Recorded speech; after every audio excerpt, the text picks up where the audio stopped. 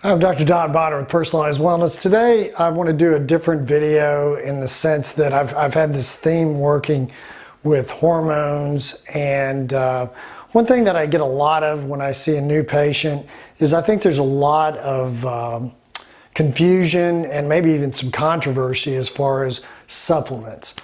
And one thing I'd like to get out there immediately is I've taken just about every supplement known to man. I have basically a area in my house with all these old supplements that I've had. Actually, I need to get rid of a lot of those. But it's almost like the land of misfit toys or something from Toy Story, in that I've tried all of them.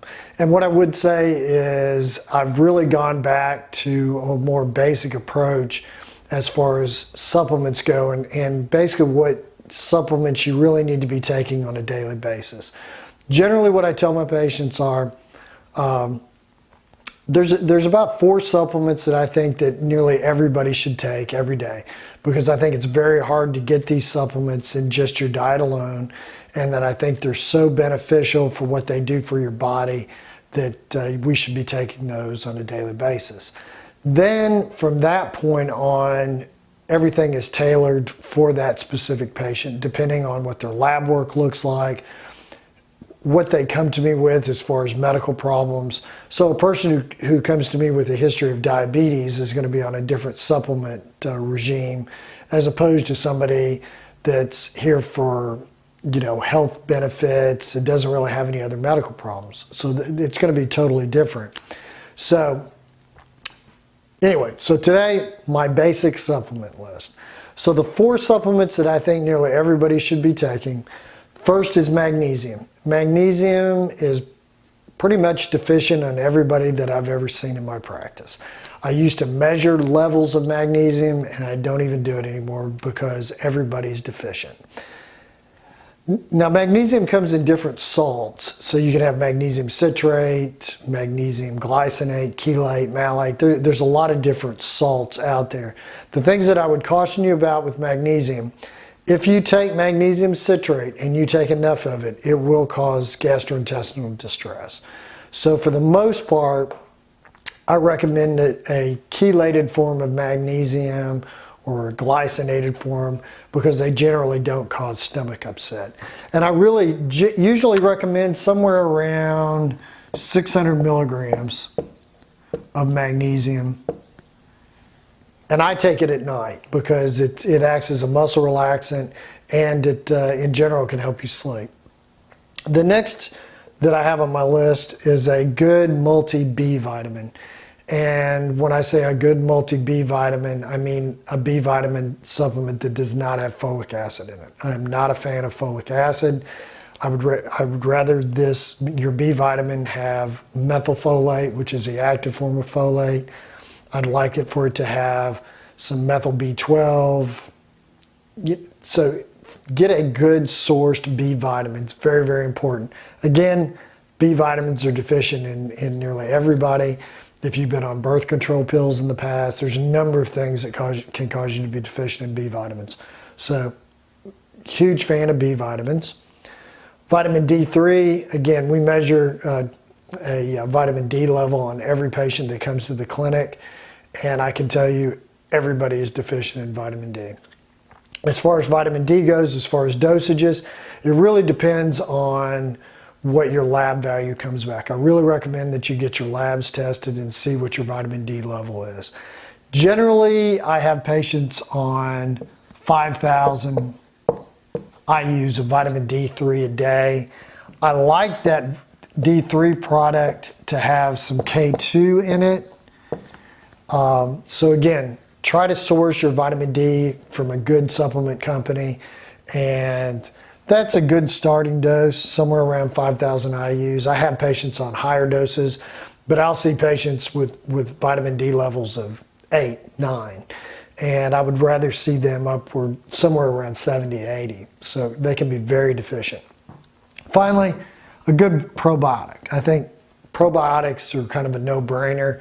You're not going to hurt yourself by taking a probiotic. I think that they do a lot of good for a lot of patients.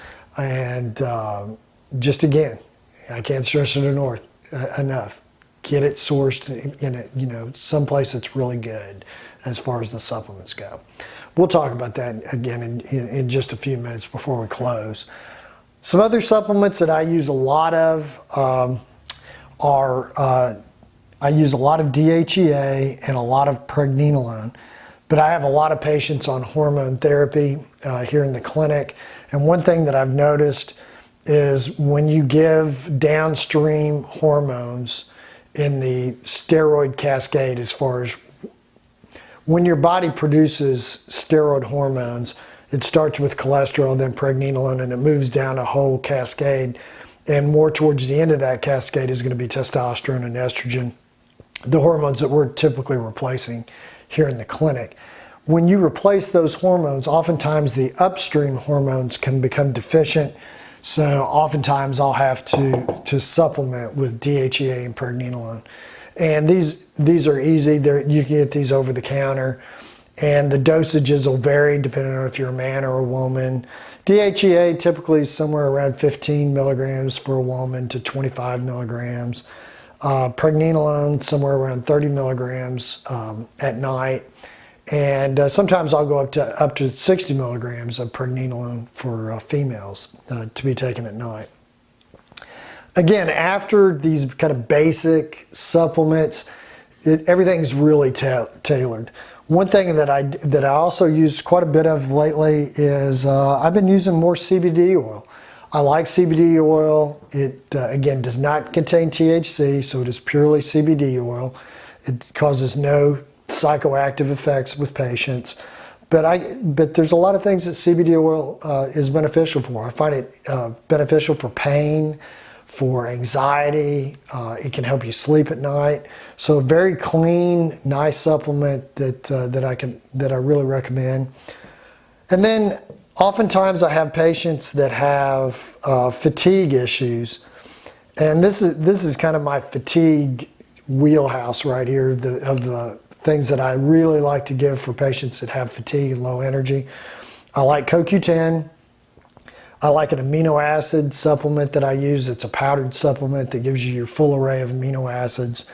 And I like carnitine, which helps you, essentially what carnitine does is help you to utilize fats in the mitochondria. So I find it very beneficial, and all of these can help increase your energy. I would say the final thing that I want to leave you with when it comes to supplements, though, again, source your supplements. Make sure you're getting them from a quality, reputable place.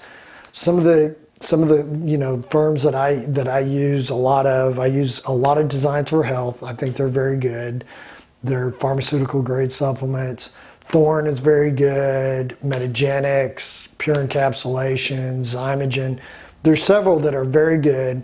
Oftentimes you will have to spend a little bit more to get those quality supplements, but I think it's worthwhile when you step back and you think that the supplement industry is not very well regulated at all.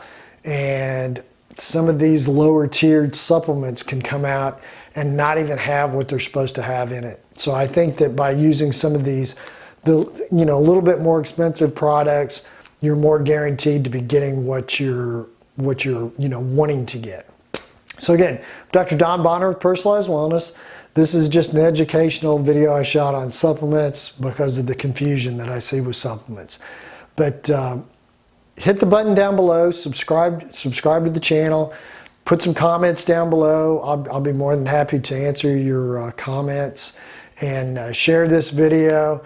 And when you subscribe, it really helps the channel. It helps me get a voice on YouTube, because I'm really trying to get these, the message out to help as many people as I possibly can.